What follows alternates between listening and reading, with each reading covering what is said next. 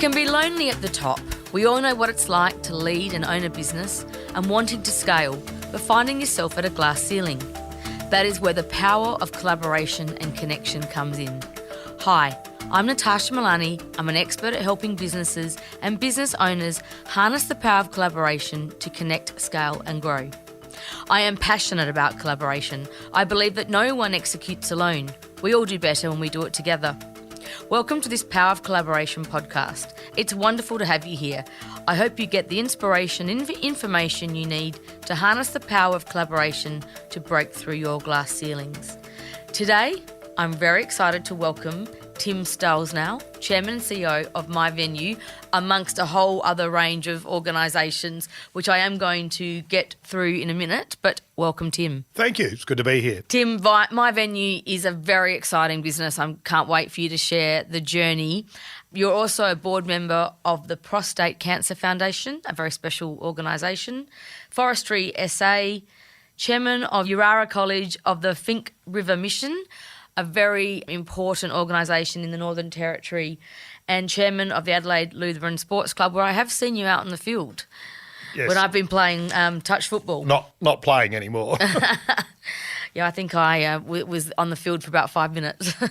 So welcome. Let's just start with a background. Who is Tim? So I'm an engineer. I grew up in the Northern Territory, born in Alice Springs, and spent my childhood out on a remote Aboriginal community called Papunya, which is out on the edge of the Tanami Desert.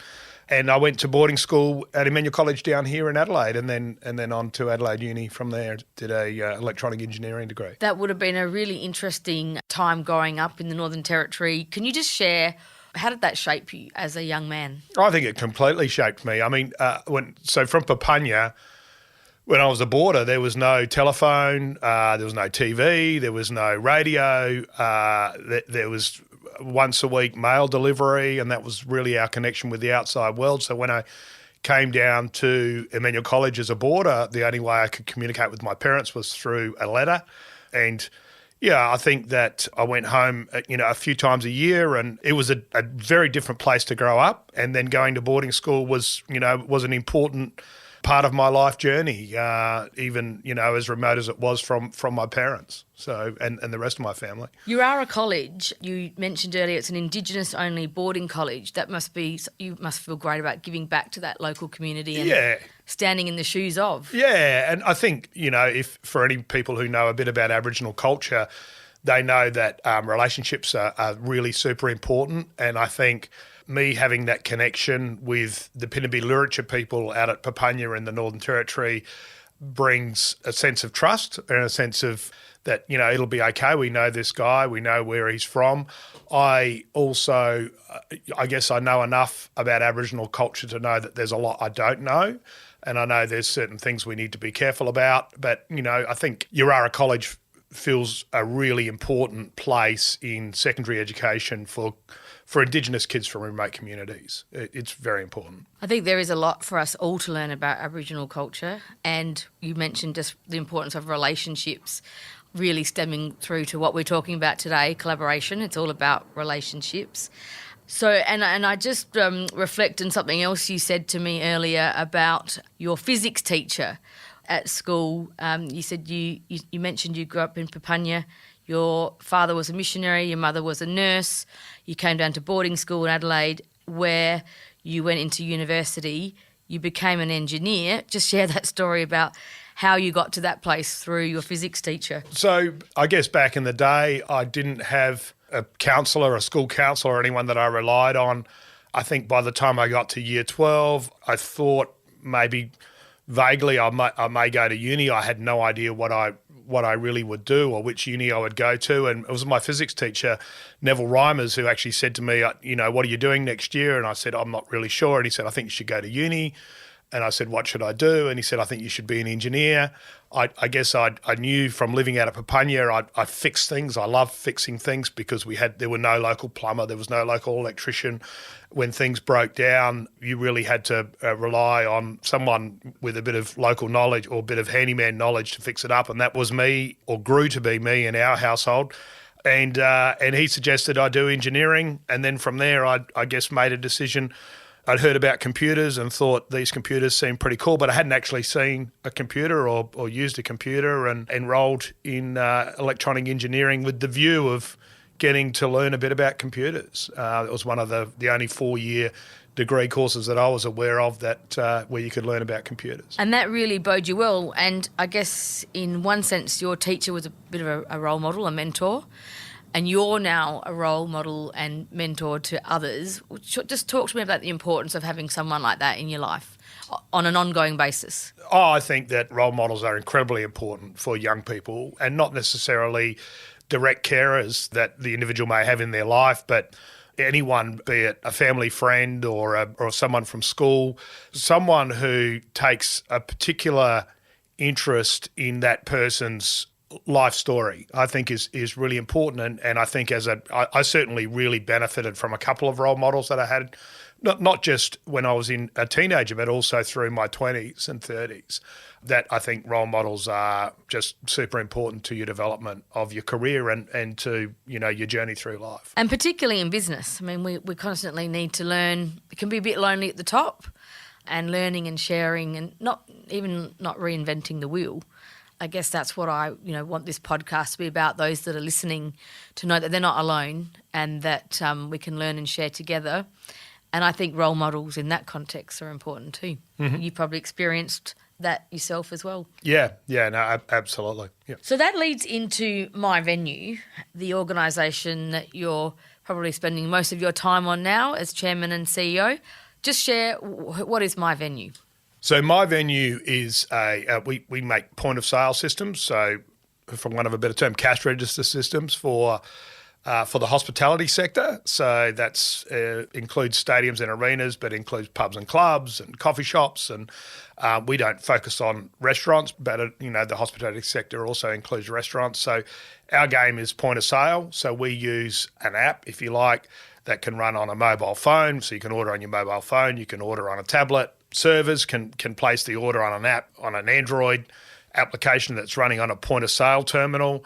And then from there, it all feeds back into the back office. So you can control your stock, you can control even time and attendance, you can do reporting on all aspects of your business, what you sold, when you sold it, what sort of margins you've sold at, what you think your forecast might be. So that's what we do. We have a particular focus on stadiums and arenas in North America. So that's where I've had some background in a previous business. And it's fair to say that we identified a number of years ago that there was some gaps in this market, and I really thought that it was an opportunity for us to develop a product to be better than, I guess, and more modern than the competition that was out there a few years back. So that's what we did. Adelaide-based, and you're now doing business globally. What's the size of the business? So we've got about 35 staff. We employed our first person in February 2020. As I said, it was focused on the hospitality sector. Everyone knows what happened in March 2020. By the end of March or early April, I was thinking maybe this is not the best time in history to be starting an international business in hospitality. But we soldiered on. We had no real revenue in the first year, but we didn't expect to have any revenue. None of the competition had any revenue either, so I think it's fair to say that the competition were beat up a little bit more than what we were. We managed to get our product up and running. We actually sold our first venue in North America in the beginning of last year, so the beginning of 2021. And as people may still remember, the borders were closed, so we didn't actually travel over there. We sold it over Teams, which was a pretty unique experience. But now we've got about 35 venues worldwide, including the Miami Dolphins.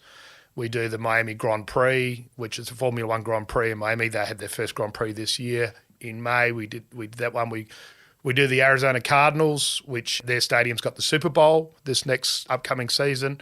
So our system's running on thousands of point-of-sale terminals in some of the biggest stadiums in the world, and a lot of minor league ballparks and some hockey arenas and a few other venue types in North America as well. We do Adelaide Oval, our local stadium here in Adelaide. I'm glad to hear you're doing the local stadium equally as much as you're doing venues all around the world. The Super Bowl sounds exciting. Have you been yet? No, I haven't, but I think... I'm sure you will get there. I've avoided it in the past. You know, we have had people within our organisation that have been to Super Bowls within the point of sale sector. So we've got some pretty deep experience in big events. Super Bowls, World Series, Stanley Cups, all of that stuff. So I do reiterate, South Australia needs to support its own supply chain first and foremost. So I think that's just a point I reiterate. So I just want to go back. You mentioned there was a gap. You know, you looked at what the landscape was, the competitors, and there was a gap. So what makes it different? But then what did you do from there? And when was this? How long ago was this? So I started working on some technology for Adelaide Oval. I guess I had some connections with Adelaide Oval around the IT space, and we started working on some technology around mobile phone ordering, specifically for stadiums.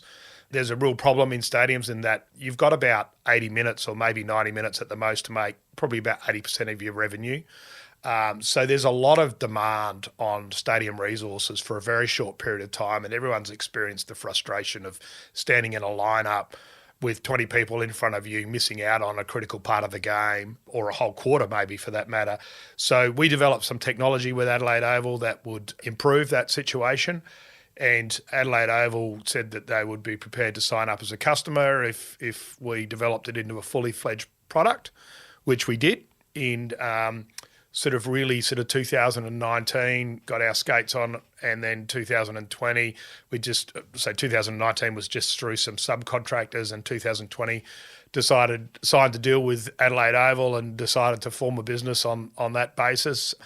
And we got focused on what we were going to do as a fully fledged product. And as I said, we installed our first venue in North America last year, in April last year. So perfect example of collaboration. You had a customer with a problem, you had a solution, or you had the opportunity to develop that solution. And then, but you took a risk at the same time. Just tell us how often as business owners, or particularly early stage, we have to invest. There's a go, no go point. Do I call it that? Yeah, no, absolutely it was. Yeah. Talk to me about that. It's a really interesting question. There's a whole lot of reasons for people making decisions, isn't there? And I tend to look at it, when you're presented with options, you can make maybe 2 or 3 or 5 different decisions, to do that option A, option B, C or D. And option A might be 90% right, and through to option D, which might be 60 or 70% right. There's no option that's 100% right, and there's no option that's 100% wrong. The only option that's 100% wrong is no option, is make no decision. So for me, I thought this is it. I need to have a crack. The opportunity's right. I know enough about international markets. I've got enough connections into the industry to give this a reasonable chance of success. I'd been involved with a whole lot of startups over the last 10 years as part of my career journey. So I knew about the startup industry, and I knew how startups should work. And I thought, I've got to have a go. I've got to have a crack. So I registered the business. I bought the domain name, myvenue.com. And then from that, just started developing product and getting a team together that could sell it, and away we went. You just said then you know how startups work, and you just sort of started to allude on some of those key starting points. How do startups work? So typically a startup, you need a team. So the first thing is, you need an idea and you need a team. I always get very nervous when someone has a startup that's a team of one. So you need a skill set which typically would cover IT, business, marketing, and then you need access to legal and accounting and other things like IP, but you need a team. That's my belief. And then from there, you need some sort of minimal viable product. You need some sort of product that you can go out and test the market with. You don't necessarily need to have revenue, but you need to have a plan to have revenue. And then you need to know how big the market is, who the competitors are, how you're going to differentiate yourself, how you're going to take on the market and sell a product wherever your market is, in domestically or around the world. So once you've got those certain things, then you need someone to fund you. Now, one of the best things I think about the startup industry is that part of the challenge is convincing someone to fund you. Now, if someone's going to invest in your business, you better have your story straight. You better have a conceivable plan, an executable plan that you can convince someone else that they can invest in your business. And if you can't get to that point, then you're probably not going to be able to convince someone to buy your product either.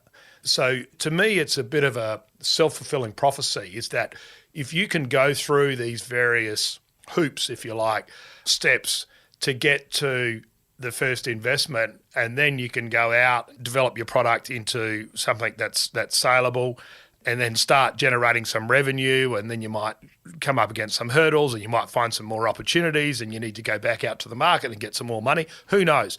So there's all these different pathways you can choose from there, but you need to convince someone that you're investable, and then you need to communicate with them to let them know how their investment's going. So that in itself involves some discipline. You need to say, this is what we want to do, and then 6 months later, you need to go back and report to them and say, this is what we thought we wanted to do.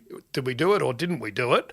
And if we didn't do it, have we got a good reason for not doing it? So you've got someone other than yourself who's holding you to account, which is really important. We talk about startups versus an established business, and some of those key questions you just asked then and those pathways, even established businesses have to continually ask those questions. In terms of strategy then, what process do you follow in terms of planning ahead, creating a strategy? Is it on a page? I often like talking about the process of strategy. Have you got any insights there? What's worked for you? So for me, having a board is really important, or having an advisory board, having a group of mentors that you can reach out to test things with, to challenge you, to act as sounding boards. So we have a formal board. We have formal board meetings, and I'm as accountable as anyone else in the business. The board, I have to produce a board report. We have independent board members. We have members from North America as well as Australia. And for me, at least, that's very important. That's the way we have a better business because of it. So definitely having a board or an advisory board or whatever you want to call them, and having regular meetings where you produce a report that goes through some of the things I talked about before. What do we plan to do? What did we actually do? And what's our plan for the next 3 months, 6 months, 2 years or whatever? Strategy on a page right there, really. Oh, it is, and absolutely. And then that accountability piece. Yeah. And but then also when you are a startup and you do go out and get investment money, you will have some sort of a business plan or information memorandum or whatever you want to call it, but it is something that says, here's broadly what you want to achieve. And if you don't go back and if you can't go back to the board and tell them that you're broadly online, or at least have a good excuse as to why you're not, then you're going to lose faith with investors and staff and customers pretty quickly. You've got some fast growth going on. You mentioned you've got 35 staff. The first person you employed was February 2020, right at the start of the pandemic, in the hospitality sector. Fast growth, you've now got 35 people, and they're globally located geographically, I imagine. Yeah, we've got about 12 in North America. So how do you create a culture in the organisation, and what does that mean for your business? So culture, one of the key things that we have is we have a whole of business meeting once a week. So it's over Teams. So we have up to 35 people dialed into Teams wherever they are. We've had people from multiple countries. They dial in. We try and do it at a convenient time zone, but it's or a convenient time for the various time zones. That's not always possible. But we have people dialed in, be they engineers or project managers, people that are on site, people that are working from home offices. So that's really important. But then I think on top of that, culture is super important, and culture is more difficult when you're geographically spread and when you're on site and travelling and that sort of thing. But we get together when we can at various places around the world. We had our first face-to-face board meeting last month in North America, which was really good. We flew the the board from Australia went to the US and we all met at a particular stadium over there, which was great. But face-to-face where possible, and then building around teams is really important. We do have core values as an organisation. I think values are really important. When we define ourselves as an organisation, we need to say what's important to us. How are we going to treat our customers? How do we treat our staff? How do we make decisions? How do we work together? How do we collaborate? We have one of our core values is successful together. And successful together might be successful as a small team within our organisation, as an organisation, but also with our suppliers and with our customers. And then around that, we also have core value awards. So every month we have nominations for the various awards. We cycle through each core value. We have 4 core values. Make it happen is one of them. Successful together, improve every day. And then the last one is proud of what we do. So these are all really important to us, and we did that again through collaboration with the team to come up with these core values, and we do our best to live them out in our organisation. I love the fact that you've got awards, and I actually love your values. I mean, they are, to me, I don't know if I should say forward thinking, but that's the type of thinking I think culture is these days. It's about team, it's about improvement and passion and being proud. I think that sort of ticks all the boxes. Make it happen, of course. Every day. I love that. Yeah. Have you got any great stories around collaboration? Obviously, your business is built on those fundamentals of collaboration. Yeah. Just share a few insights around what it means for you. So one of the things that's really important, I think, as a export company, as a company focused, and we all need to be focused, well, where possible, companies should be focused on it. If you've got a product that can be exported, then please go out and try, for Australia's sake, go out and try and find a path to markets overseas.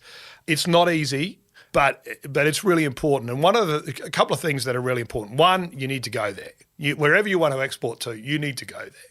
One of the things that the US does really well is trade shows.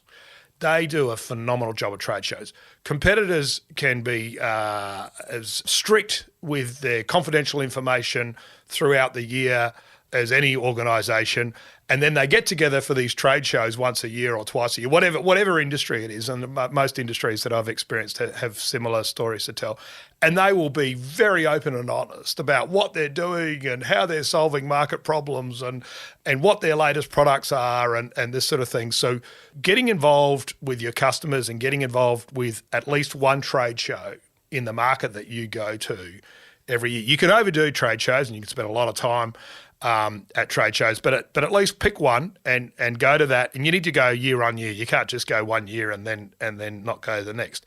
But when you get to a trade show, understand who do you want to speak with. Who are your target people that you want to go and meet with some competitors? You want to not meet with competitors, but at least go past their booth and make sure you know what their product is and how they sell. And then you also want to target some potential customers. And targeting potential customers can be fun. It can be very difficult. One of the things as you first go to a trade show is you're on the bottom of the list, right? Everyone else is going to the VIP cocktail party. You didn't get an invite, right?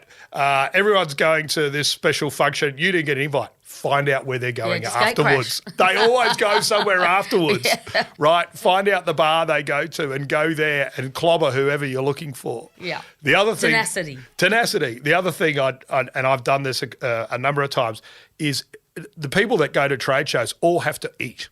If you've got a potential customer who's got a booth and they've gone for lunch, go and follow them and line up behind them when you're lining up for lunch because they are stuck. And they have to talk to, if you got to clobber them and ask them about, they can't run away. They're not going to leave because they've got to eat. So I've done that a number of times, is to go and clobber them in the lunch lineup, and it works really well. That's funny. I think you need a good elevator pitch then. Oh, you do. Oh, absolutely. Yeah, you've got to have an elevator pitch. You've got to be able to modify it. The other thing I would say is that if you're doing business in another country, it's really beneficial to have someone with you. They don't have to know about your product. They don't necessarily have to know too much about your market. But if they can speak eloquently, if they've got if they're American, they speak American. If you're in Europe, a German, or someone from France, whatever, it gives it a bit of a local feel. And that people don't feel like, oh, we're dealing with, Tim Stollznow from cowboy town in Australia.